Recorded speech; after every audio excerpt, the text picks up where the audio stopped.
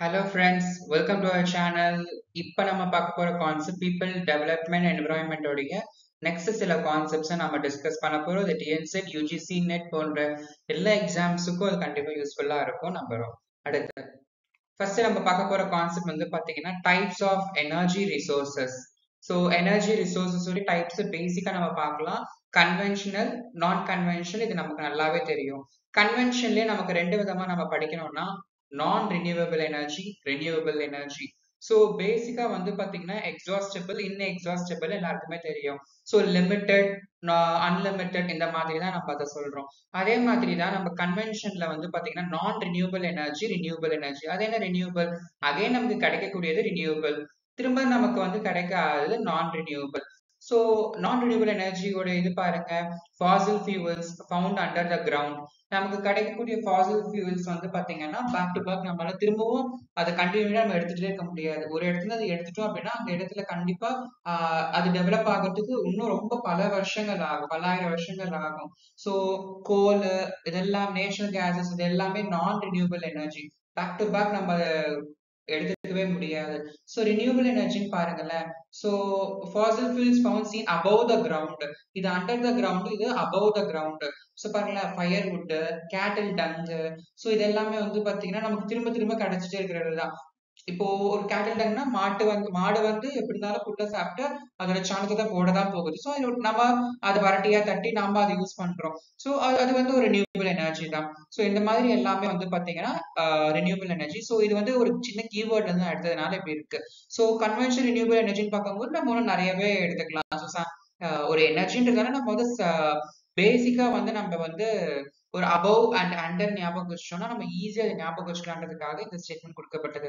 So under the ground, above the ground பார்க்கும்போது எக்ஸாம்பிள்ஸை base பண்ணி படிச்சுக்கணும். இந்த கோல் இது எல்லாமே வந்து பாத்தீங்கன்னா அண்டர் த கிரவுண்ட் இல்லையா, நிலக்கரி எல்லாம். ஸோ அதெல்லாம் நான் ரினியூவபிள். அடுத்து நான் கன்வென்ஷனல் எனர்ஜின்னு பார்க்கும்போது solar energy, wind energy, hydro energy, hydel energy, geothermal energy, biogas, nuclear energy, tidal energy, இது எல்லாமே நான் கன்வென்ஷனல் எனர்ஜிஸ் தான். ஸோ நம்ம சிலபஸ் எப்ப என்ன பண்ணணும்னா முதல்ல சிலபஸை கோத்ரூ பண்ணணும். சிலபஸை உடனே கோத்ரூ பண்ணாம நம்ம படிச்சோம்னா நமக்கு சில ஐடியாஸே வராது. ஸோ ஏன்னா பேசிக்கா சில எக்ஸாம்ஸ் கொஸ்டின்ஸ் எல்லாம் பாத்தீங்கன்னா சிலபஸ் இருந்தே கேட்பாங்க. இப்போ எக்ஸாம்பிளுக்கு ஒரு 5 டைப்ஸ் சொல்லிட்டு அவங்களே சிலபஸ் கொடுத்துருப்பாங்க. எக்ஸாம்பிள் இது எவ்வளவு டைப்ஸ் அப்படின்னு கேட்பாங்க. நம்ம அந்த இடத்துல வந்து சிலபஸ் சரியா கோத்ரூ பண்ணாம இருந்தோம்னா கண்டிப்பா அந்த இடத்துல ஒரு டைமிங் வந்து நமக்கு மிஸ் ஆகுது. ஸோ நம்ம சிலபஸை கோத்ரூ பண்ணோம்னா என்னெல்லாம் இருக்குன்னு நம்ம தெரிஞ்சுக்கலாம். ஸோ வந்து பாத்தீங்கன்னா சோலார் எனர்ஜி இதெல்லாம் ரொம்ப பேசிக் கான்செப்ட்ஸ். ஸோ சோலார் எனர்ஜின் போது நமக்கு நல்லாவே தெரியும் சூரிய இருந்து ஆற்றல் எடுக்கு. ஸோ சூரிய ஆற்றல் source of all energy on earth. So நமக்கு வந்து இந்த பூமியில இருக்க வந்து பாத்தீங்கன்னா சோலார் எனர்ஜி தான் வந்து பாத்தீங்கன்னா ஒரு ஆதாரம், அதுதான் வந்து பிரைமரி சோர்ஸ். அது இல்லைன்னா எதுவுமே இருக்காது நமக்கு தெரியும். சரி, அப்ப எப்படி நம்ம எனர்ஜியை கன்வெர்ட் பண்ணிக்கிறோம்? சோலார் செல்ஸ் மூலமா நம்ம அதை எலக்ட்ரிக்கல் எனர்ஜியை நம்ம கன்வெர்ட் பண்ணிக்கிறோம். So it is in abundant. So இது நமக்கு வந்து அபண்டன்டான ஒரு விஷயம். அவைலபிள் மோஸ்ட்லி நமக்கு மேக்ஸிமம் இதோட அவைலபிலிட்டி தாராளமாவே இருக்கும். ஸோ நம்ம அது வந்து எந்த ஒரு ரெஸ்ட்ரிக்ஷனோ இல்ல கண்ட்ரோலோ பண்ண முடியாதுனாலும், பட் அது நம்ம யூசேஜ் ரொம்ப கண்டினியூட்டியா இருக்கும் பொழுது அது நமக்கு எப்பெல்லாம் எனர்ஜி ஸ்டோர் பண்ண ஹெல்ப் பண்ணணும்னு பாத்தீங்கன்னா சம்மர் டைம்ல ரொம்ப நல்லா ஹெல்ப்ஃபுல்லா இருக்கும். ஸோ அப்ப நல்லா எனர்ஜி யூஸ் பண்ணிக்க முடியும். நல்லா எனர்ஜி ஸ்டோர் பண்ணி அதுக்கப்புறம் நைட் டைம்ல அந்த மாதிரி நம்ம யூஸ் பண்றோம் இல்லைங்களா எனர்ஜி. ஸோ அதுக்கு ரொம்ப ஈஸியா இருக்கும். ஸோ சோலார் எனர்ஜினும் போது ரொம்ப பேசிக் தான் இல்லையா. ஸோ சோலார் செல்ஸ் எல்லாமே இருக்கும். ஸோ போட்டோவால்டிக் செல்ஸ் இது எல்லாமே நம்ம படிச்சிருப்போம். ஸோ ஹைடல் ஹைட்ரோ எனர்ஜின்றது நமக்கு நல்லாவே தெரியும். So force of falling water to generate electricity. Example dam. So இப்போ டேம் ஒரு இடத்துல வந்து தண்ணி வந்து ஃபோர்ஸா வருது, அந்த ஃபோர்ஸ் மூலமா என்ன ஆகுதுன்னு பாத்தீங்கன்னா டர்பைன் வந்து சுத்தம். ஸோ டர்பைன் சுத்தம் போது என்ன ஆகும்னா எலக்ட்ரிசிட்டி ஜென்ரேட் ஆகும். ஸோ அதுதான் வந்து ஹைட்ரோ எனர்ஜி நம்ம சொல்றோம். ஸோ ஃபோர்ஸ் ஆஃப் வாட்டர் வாலிங்னா நம்ம ஹைடல் எனர்ஜி இல்ல ஹைடல் அப்படின்னு நம்ம சொல்லிக்கிறோம். ஸோ இது டர்பைன் சுத்துறது நம்ம பார்த்தாச்சு.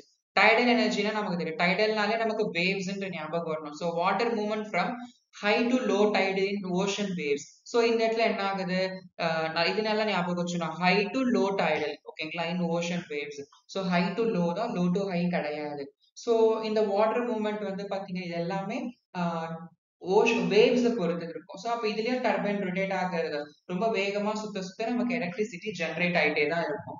ஜியோ தெர்மல் எனர்ஜின்னு பார்க்கும்போது நமக்கு நல்லாவே தெரிஞ்சிருக்கணும். So Jio thermal energy almost இதே மாதிரி தான். ஸோ பேசிக்கா நம்ம பார்க்க போகும்போது ஜியோனா அது தெர்மலா ஹீட் இந்த மாதிரி விஷயங்கள் நம்ம தெரிஞ்சிருக்கணும்.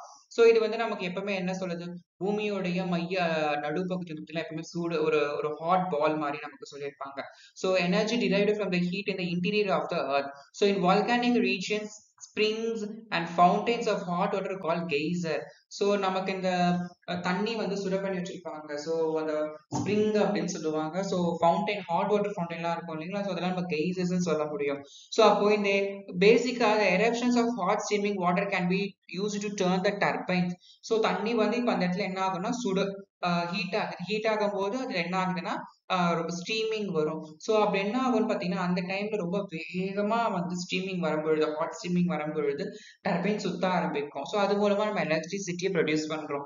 பேசிக்கா இந்தியாவில் வந்து பார்த்தீங்கன்னா 46 ஹைட்ரோ தெர்மல்ல வந்து நமக்கு வந்து 46 ஹைட்ரோ தெர்மல் ஏரியாஸ் அது மொத்தம் 46 ஏரியால அது வந்து இருக்கு. ஸோ வாட்டரோட டெம்பரேச்சர் வந்து பார்த்தீங்கன்னா 150°C வந்து பார்த்தீங்கன்னா எக்ஸிட் ஆகும். செல்சியஸ் நம்ம சொல்லும்போது வேற, சென்டிகிரேட் இல்லையா? ஸோ அதை பேஸ் பண்ணி கொஞ்சம் படிச்சுக்கலாம். ஸோ 150°C வந்து எக்ஸிட் ஆகும். அதிகபட்சமா அந்த அந்த அளவுக்கு சென்டிகிரேட் வந்து அது இருக்கும் அப்படின்றத நம்ம பாக்குறோம். அடுத்து பாருங்க பயோமாஸ் அண்ட் பயோகேஸ். ஸோ இதுதான் இந்த டுவெல் நேம்ஸ் படிச்சோம். ஹைடல், ஹைட்ரோ இந்த மாதிரி படிச்சு வச்சுக்கோங்க. ஸோ மைக்ரோபியல் ஆக்டிவிட்டின்னு சொல்லுவாங்கப்பா. இந்த மைக்ரோபியல் ஆக்டிவிட்டி வந்து பாத்தீங்கன்னா கேட்டலோட டங்ஸ் இருக்கும் இல்லையா, அதுல இருந்து எடுக்கிறது. ஸோ ஒரு வேஸ்ட் அந்த மாதிரி விஷயங்கள் என்ன பண்ணுவாங்கன்னா ஒரு டைடிஷர் டேங்க்னு சொல்லுவோம். ஸோ அந்த டைடிஷர் டேங்க்ல போட்டு சேமிச்சு வச்சிருப்பாங்க. ஸோ போட்டு வச்சு இது வந்து அனரோபிக் டீகம்போசிஷன் அப்படின்னு சொல்லுவாங்க. அது என்ன ஏரோபிக் ஏரோபிக் அப்படின்னா இப்போ இந்த ஏஎன் இல்லைன்னா ஏரோபிக்னு படிப்போம்ல. ஏரோபிக்னா ஆக்சிஜன் அந்த டீகம்போசிஷன்ல இருக்கும். பட் அனரோபிக்னா ஆக்சிஜன் கண்டிப்பா அதுல பிளேஸ் ஆகவே ஆகாது. ஃபுல்லா டம்ப் பண்ணி க்ளோஸ் பண்ணி வச்சிருப்பாங்க. அதுக்குள்ள கேஸஸ் எல்லாம் ஃபார்ம் ஆகும். ஸோ இதுல வந்து பாத்தீங்கன்னா 55 to 70% என்ன இருக்கு, மீத்தேன் இருக்கு, இன்ஃபிளேமபிள். ஸோ ஃபிளேமபிள் நமக்கு நல்லா தெரியும், எரியக்கூடியது. So waste water waste after the biogas generation use as a manure. So இந்த வேஸ்ட் வந்து பாத்தீங்கன்னா பயோகேஸ் ஜென்ரேஷனுக்கு அப்புறமா நம்ம என்ன பண்றோம்னா உரங்களாக பயன்படுத்திக்கிறோம் அப்படின்னு சொல்றாங்க. அடுத்து பாருங்க நியூக்ளியர் எனர்ஜி. நியூக்ளியர் எனர்ஜினா நமக்கு நல்லா தெரிஞ்சிருக்க வேண்டிய விஷயம் இல்லையா? நியூக்ளியர் எனர்ஜினும் போது நமக்கு நல்லா தெரியும். ஸோ என்ன சொல்றது, ஒரு ரேடியோ ஆக்டிவ் எலமெண்ட்ஸ் வந்து அந்த இடத்துல இருக்கணும்னு நமக்கு நல்லா தெரியும். யுரேனியம், தோரியம் வந்து பேசிக்கா நம்ம எடுத்துக்கிறோம். ஸோ U-235, 38 அந்த மாதிரி நம்ம எடுத்துக்கிறோம். அதை நம்ம பிரேக் பண்ணி நெக்ஸ்ட் நம்ம அது ஃபிஷன் ஃபியூஷன் ப்ராசஸ் நம்ம கொண்டு போறோம். ஓகே, டிஸ்இன்டகிரேட் ஆகும் ஸ்பான்டேனியஸா. ஸோ அடுத்தடுத்து சிதைவுகள் ஏற்பட்டுட்டே இருக்கும். இது நம்ம வந்து டிகேஸ்ல படிச்சிருப்போம். ஆல்பா, பீட்டா, காமா டிகேஸ்ல படிச்சிருந்தா அந்த டாபிக் ரொம்ப ஈஸி. ஸோ அப்போ இது டிஸ்இன்டகிரேட் ஆகும்போது என்ன ஆகுது, it releases large quantity of energy. நிறைய விதமான எனர்ஜி நமக்கு ரிலீஸ் ஆகுது. அப்ப தோரியம் வந்து பாத்தீங்கன்னா 25% வந்து நம்ம கண்ட்ரில இருக்கு. ஸோ எங்கெல்லாம் இந்த நியூக்ளியர் எனர்ஜி இருக்கு பாருங்க. கல்பாக்கம் தமிழ்நாட்டுல இருக்கு, தாராப்பூர் மகாராஷ்டிரா, நரோரா யூபி உத்தரப்பிரதேஷ், கோட்டா ராஜஸ்தான், இந்த மாதிரி இடத்துல அது பிரசன்ட் ஆயிருக்கு. இது நியூக்ளியர் எனர்ஜி ஸ்டேஷன். இது எப்படி ஞாபகம் வச்சுக்கலாம், தமிழ்நாடு கல்பாக்கம் நமக்கு நல்லாவே தெரியும். அது எப்படி நம்ம தாராப்பூர் மகாராஷ்டிரா அப்படின்றது ஞாபகம் வச்சுக்கலாம்னா ரொம்ப ஈஸி தான். ஒன்னும் அந்த அளவுக்கு எல்லாம் கஷ்டம் கிடையாது. சோ இப்ப நம்ம ரெஃபர் பண்றது மூலமாவே அதை ஞாபகம் வச்சுக்கலாம் இல்லையா? சோ தாராப்பூர் மகாராஷ்டிரா, நரோரா உத்தரப்பிரதேஷ், அவ்வளவுதான். ஒரு வாட்டி நம்ம காதுல வாங்கிட்டோம்னா மறக்கவே கூடாதுன்ற மாதிரி படிச்சிருக்கணும். Next quota Rajasthan. ராஜஸ்தான் நிறைய கோட்டைகள்லாம் இருக்கும்னு படிச்சிருக்கோம். ஸோ அந்த மாதிரி எல்லாமே. So here approximately 3% electricity comes from nuclear power. நமக்கு வந்து 3% எலக்ட்ரிக்கல் எனர்ஜி நமக்கு இது நமக்கு வருது அப்படின்றத நம்ம பாக்குறோம். பட் 2050ல வந்து பாத்தீங்கன்னா அது 25% நம்ம என்ன பண்றோம், எக்ஸ்பெக்ட் பண்றோம். அடுத்து பாருங்க என்விரான்மெண்டல் ப்ரொடெக்ஷன் ஆக்ட் அப்படின்றத நம்ம சொல்றோம். இது வந்து 1986 அப்படின்றத நம்ம சொல்றோம். நமக்கு நல்லாவே தெரியும். நியூ எஜுகேஷன் பாலிசில இந்த இயர் படிச்சிருக்கோம். ஸோ நம்ம இது ஈஸி ஞாபகம் வச்சுக்கலாம். இபிஏ ஓகேங்களா, என்விரான்மெண்டல் ப்ரொடெக்ஷன் ஆக்ட். ஸோ அப்போ the government established pollution control boards. So pollution control board, அதாவது பிசிபி சரிங்களா, பொல்யூஷன் கண்ட்ரோல் போர்டு. இது மட்டும் கேபிட்டல்ல மாத்திக்கோங்க. To prevent control and abate environmental pollution. So அதை கண்ட்ரோல் பண்றது மட்டும் இல்லாம அதை எப்படி வந்து இதுக்கப்புறம் வர வைக்க முடியாம இருக்கணும்ன்ற மாதிரியான விஷயங்களை வந்து இவங்க பொல்யூஷன் கண்ட்ரோல் போர்ட்ஸ் பார்ப்பாங்க. ஸோ இந்த சிஎஃப்சி கேஸை வந்து எப்படி ஃப்ரிட்ஜ்ல இருந்து வந்து அவாய்ட் பண்ண முடியும், இந்த மாதிரி நிறைய ரிசர்ச் எல்லாம் பண்ணுவாங்க இல்லையா, அது எல்லாமே தான். ஹையஸ்ட் ப்ரையாரிட்டி வந்து இவங்க என்ன பண்றாங்க, என்விரான்மெண்ட்டுக்கு தான் கொடுக்குறாங்க. அதே மாதிரி இந்த ஆக்டுக்கு நம்ம ரொம்ப ஹையஸ்ட் ப்ரையாரிட்டி கொடுக்குறோம். ரெண்டு விதமான மீனிங் வரும். Forced country to take note of environmental pollution. நம்ம நாட்டு மக்களுக்கு, not only scientist, not only the people who all are serving to our country like NGOs, government மட்டும் இல்லாம சாதாரண காமன் பீப்புள்ஸ்க்கும் பார்த்தீங்கன்னா இந்த விதமான அவேர்னஸ் உண்டாக்குறதா இவங்களுடைய ஒரு முக்கிய நோக்கம். So permission taken from the central government. So basic permissions எல்லாமே சென்ட்ரல் கவர்மெண்ட் மூலமாக தான் ப்ரொவைட் பண்ணுவாங்க. இவங்க கொடுக்கக்கூடிய கைட்லைன்ஸ் பேஸ் பண்ணி தான் மற்ற எல்லா ப்ராசஸுமே நமக்கு நடக்கும். The national green tribunal act வந்து 2010. இந்த ஆக்ட் நல்லா படிச்சு வச்சுக்கணும். பயோடைவர்சிட்டி ஆக்ட் வந்து பாத்தீங்கன்னா 2002. பயோடைவர்சிட்டி ஆக்ட் வந்து பாத்தீங்கன்னா 2002. So the scheduled tribes and other traditional forest dwellers recognition of forest rights வந்து 2006. இதை நம்ம இப்படி படிச்சு வச்சுக்கலாம், சரிங்களா? பேசிக்கா வந்து பி வந்து ஃபர்ஸ்ட் வரும், கரெக்டுங்களா? பயோடைவர்சிட்டி 2002. பி வந்து ஏ உடைய next letter second word, so 2002 அப்படின்னு ஞாபகம் வச்சுக்கலாம், சரிங்களா? அப்புறம் வந்து பாத்தீங்கன்னா பயோடைவர்சிட்டிக்கு அப்புறமா வந்து பாத்தீங்கன்னா recognisation of forest rights. So இதுதான் நம்ம schedule tribes and traditional forest dwellers பார்க்குறோம். இந்த பில பாதி லெட்டர் நம்ம குறைச்சு ஆறுன்னு வரும். அப்ப என்ன வருது? அப்ப அப்போ ரெகக்னைசேஷன் அப்போ 2006, அடுத்த 4 வருஷம் கழிச்சு. அதுக்கப்புறம் 4 வருஷம் கழிச்சு பாருங்க, national green tribunal act. So இது வந்து 2010ல ஆரம்பிக்கிறாங்க. ஸோ நம்ம இயர்ஸை ஞாபகம் வச்சுக்கலாம், இல்லைன்னா இதை ஞாபகம் வச்சுக்கலாம்.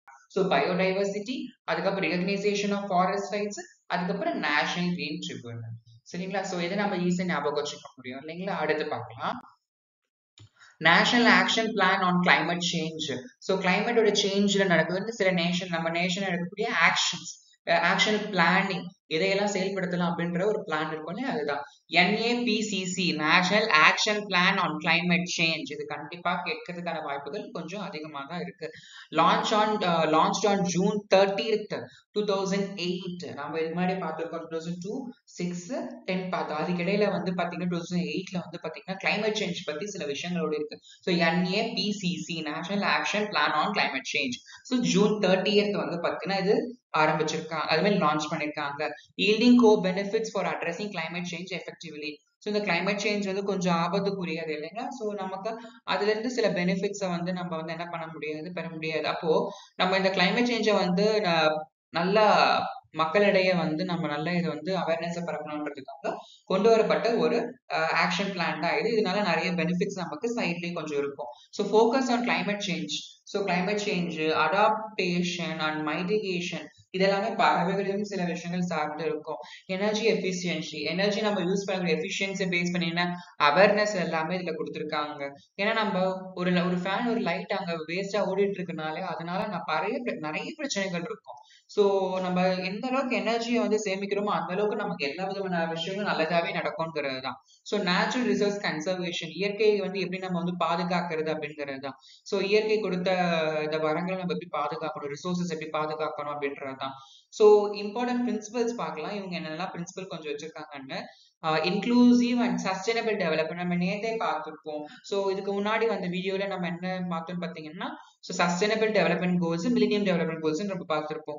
ஸோ 2015க்கு அப்புறமா சஸ்டைனபிள் டெவலப்மெண்ட் கோல்ஸ் வந்து 2030 வரைக்கும் இப்போ அதை வந்து நம்ம டார்கெட்டா வச்சிருக்கோம். ஸோ இது வந்து இதோட முக்கியமான strategy to protect the poor people. So to protect the poor condition or poor people, so it is will be very important.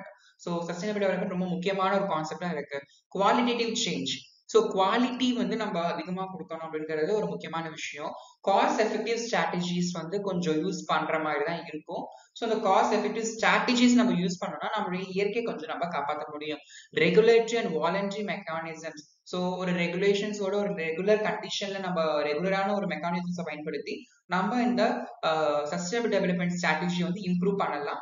Volunteer mechanisms மூலமாக நம்ம என்ன பண்ணலாம், ஃபர்தரா இதை நம்ம வந்து டெவலப் பண்ண முடியும். So linkages with civil local public private partnership. So civil local public private partnerships மூலமா இவங்க என்ன பண்றாங்க, இதை நம்ம அச்சீவ் பண்ண முடியும். ஏன்னா இது ஒருத்தர் நினைச்சு ஒருத்தரால மட்டுமே பாசிபிளான விஷயம் கிடையாது. International cooperation, transfer of funding and technology. So ஒரு international cooperation இருக்கணும், ஃபண்டிங் இருக்கணும், டெக்னாலஜி வந்து நம்ம சஸ்டைனுடைய ஒரு நேச்சரை பாதுகாக்கிற மாதிரி டெக்னாலஜி நம்ம டெவலப் பண்ணணும்ன்ற மாதிரி இது இருக்கணும் அப்படின்றத நம்ம தெரிஞ்சுக்கிறோம். ஸோ NAPCCனா என்ன? National action plan on climate change. For climate change கிடையாது, ஆன் கிளைமேட் சேஞ்ச் நம்ம. ஸோ 2008 இதை வந்து லான்ச் பண்ணிருக்காங்க. இதோட பேசிக் என்னது? கிளைமேட் சேஞ்ச் வந்து நம்ம அந்த கான்செப்டை வந்து எஃபெக்டிவா கொண்டு போறது. ஸோ மைட்டிகேஷன், எனர்ஜி எஃபிஷியன்சி பார்க்கலாம். ஸோ அடுத்த பிரின்சிபல் நம்ம பண்ணோம் இல்லைங்களா? ஸோ சஸ்டைனபிள் டெவலப்மெண்ட் இது வச்சிருக்கு, குவாலிட்டேட்டிவா இருக்கணும், டெக்னாலஜி பேஸ் பண்ணியே இருக்கணும், பட் லிங்கேஜஸ் வந்து இன்டர்நேஷனல் லெவல்லையும் இருக்கணும், ஃபண்டிங்கா இருக்கணும், சிவில், லோக்கல், பப்ளிக், பிரைவேட் எல்லா மாதிரி பார்ட்னர்ஷிப்ஸ் இருக்கணும். முக்கியமா ரெகுலேட்டரி அண்ட் வாலண்டரி மெக்கானிசம்ஸ் இதுல இருக்கணும். அடுத்து 8 missions of NAPCC. 8 மிஷன் அவங்க வச்சிருப்பாங்க. இதுல டார்கெட்ஸ் வச்சிருக்கு சொன்னீங்களே, இதுக்கு முன்னாடி தான் நம்ம டார்கெட்ஸ் எல்லாம் பார்த்திருப்போம். 8 டார்கெட்ஸ், 17 டார்கெட்ல நம்ம படிச்சிருந்தோம். அதே மாதிரி இவங்க ஒரு 8 மிஷன்ஸ் வச்சிருக்காங்க. என்னெல்லாம் பார்க்கலாமா? இது ஈஸியா ஞாபகம் வச்சுக்கிறோமா? இப்ப நம்ம ஏதாவது டெக்னிக் இருக்கான்னு பார்க்கலாம். National solar mission. So solar mission எல்லா இடத்துலயும் சூரிய ஆற்றலை வந்து பயன்படுத்துற மாதிரி இருக்கணும் அப்படின்றத பார்க்கணும். ஏன்னா ரிசோர்சஸ் காலியாயிட்டே இருக்கு. நம்ம கோல் எவ்வளவு யூஸ் பண்ண முடியும், எவ்வளவு நேரம் ரேடியோ ஆக்டிவ் எலமெண்ட்ஸ் யூஸ் பண்ண முடியும், அது கொஞ்சம் கஷ்டம். ஸோ அதனால இதை நம்ம யூஸ் பண்ற மாதிரி இருக்கு. அடுத்தது ஸோ இதுதான் ரொம்ப முக்கியம். ஸோ இந்த முக்கியமான கான்செப்ட்ஸை நம்ம என்ன பண்ணோம்னு பார்த்தீங்கன்னா, பேசிக்ஸா வந்து நம்ம இதை மார்க் பண்ணிக்கலாம். ஸோ சோலார் மிஷன் ஒன்று. அடுத்து ஸோ ரொம்ப முக்கியமானதுன்னு பார்த்தீங்கன்னா என்ஹான்ஸ்டு எனர்ஜி எஃபிஷியன்சி. நம்ம எனர்ஜியோட எஃபிஷியன்சியை வந்து இம்ப்ரூவ் பண்றது ரொம்ப முக்கியம். அடுத்து சஸ்டைனபிள் ஹேபிட்டன்ட் வந்து ரொம்ப முக்கியம். அடுத்து வாட்டர் மிஷனும் முக்கியமானதுதான். இந்த நாளும் இப்போதைக்கு நமக்கு ஓரளவுக்கு ஆப்போசிட் வேர்ட்ஸா தான் இருந்துச்சு. பிளஸ் இப்ப நம்ம டிஸ்கஸ் பண்ண NAPCCயோட வார்த்தையில தான் இருந்துச்சு. Solar mission opposite water mission ரெண்டு நமக்கு தெரிஞ்சு போச்சு. எனர்ஜி எஃபிஷியன்சி அங்க நம்ம வந்து டிஸ்கஸ் பண்ணோம், சஸ்டைனபிள் டெவலப்மெண்ட் பத்தி நம்ம டிஸ்கஸ் பண்ணோம். அப்ப இந்த நாள் நமக்கு நல்லா தெரிஞ்சு போச்சு. இப்ப டேரக்டா நம்ம நெக்ஸ்ட் லெவலுக்கு இப்ப மூவ் பண்ண போறோம். இதுல சோ என்ன பார்க்க போறோம் அப்படின்றது ரொம்ப சிம்பிள். சோ பேசிக்கா வந்து பாத்தீங்கன்னா ஹிமாலயன் எக்கோசிஸ்டம்.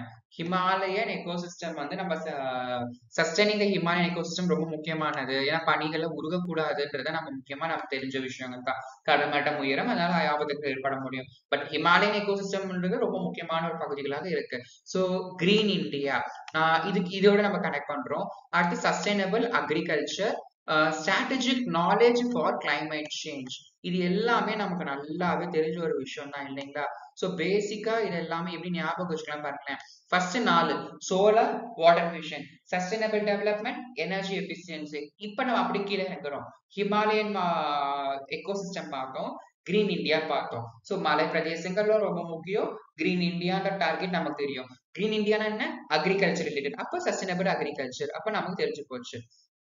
அடுத்து பாருங்க, strategic knowledge for climate change. NAPCCயோட முக்கியமான என்னது? Knowledge for climate change. Climate சேஞ்சை பத்தின அறிவுகள் எல்லாருக்கும் இருக்கணும். அவ்வளவுதான், முடிஞ்சு போச்சு. ரொம்ப சிம்பிள். அப்ப கிளைமேட் சேஞ்ச்ல இருந்து கூட நம்ம ஆரம்பிச்சுக்கலாம். இது solar mission, efficient energy efficiency, sustainable habitat, water mission, Himalayan ecosystem, green India, agriculture, sustainable agriculture, strategic knowledge for climate change. அவ்வளவுதான். இந்த 8 மிஷன்ஸ் தான். ஸோ இந்த மாதிரி படிக்கும்போது ஞாபகங்கள் அதிகமாகவே இருக்கும். இது 2008 ஜூன் 30 வந்து இதை லான்ச் பண்ணியிருந்தாங்க இல்லைங்களா? அதுதான். பவர் ஜெனரேஷன் பாருங்க, research and development of IGCC and super critical technologies. So அடுத்த ரினியூவபிள் எனர்ஜின்னு பார்க்கும்போது த எலக்ட்ரிசிட்டி ஆக்ட் 2003. ஸோ இது வந்து பாத்தீங்கன்னா இந்த எலக்ட்ரிசிட்டி ஆக்ட் வந்து 2003. இதுவே ஞாபகம் வச்சுக்கணும். நமக்கு முன்னாடி இப்பதானே பார்த்திருப்போம், 2ல இருந்து படிச்சிருக்கோம் இல்லையா? 2, 6, 10 இதுக்கு முன்னாடி ஸ்லைட்ல நம்ம டிஸ்கஸ் பண்ணிருப்போம். நம்ம அதை ஞாபகம் வச்சுக்கணும், இதை நம்ம ஞாபகம் வச்சுக்க ரொம்ப ஈஸியா இருக்கும். ஸோ இதை நம்ம என்ன பண்ணலாம், ஞாபகம் வச்சுக்கலாம். ஸோ அடுத்து பாருங்க, அதே 2006ல இன்னொன்னு இருக்கு பாருங்களேன், நேஷனல் டாரிஃப் பாலிசி. ஸோ இந்த டாரிஃப் பாலிசியும் 2006 தான். Electricity act 2003. அடுத்து எனர்ஜி கன்சர்வேஷன் ஆக்ட் 2001. ஸோ இது வந்து எனர்ஜி எஃபிஷியன்சி பேஸ் பண்ணி கொண்டு வரப்பட்ட ஆக்ட். ஸோ இந்த எனர்ஜி கன்சர்வேஷன் ஆக்ட் நம்ம வந்து இந்த எனர்ஜி சோர்ஸை பாதுகாக்கணும்ன்றது 2001ல கொண்டு வரப்பட்டது அப்படின்றத நம்ம பார்க்க போறோம். ஸோ இந்த வீடியோ கண்டிப்பா உங்களுக்கு யூஸ்ஃபுல்லா இருக்கும்னு நான் நம்புறேன். ஸோ இந்த வீடியோ பிடிச்சிருந்தா லைக் பண்ணுங்க, ஷேர் பண்ணுங்க, கமெண்ட் பண்ணுங்க, மறக்காம சப்ஸ்கிரைப் பண்ணுங்க. தேங்க்யூ. இதே போல அடுத்த வீடியோல நம்ம சந்திக்கலாம். பாய்.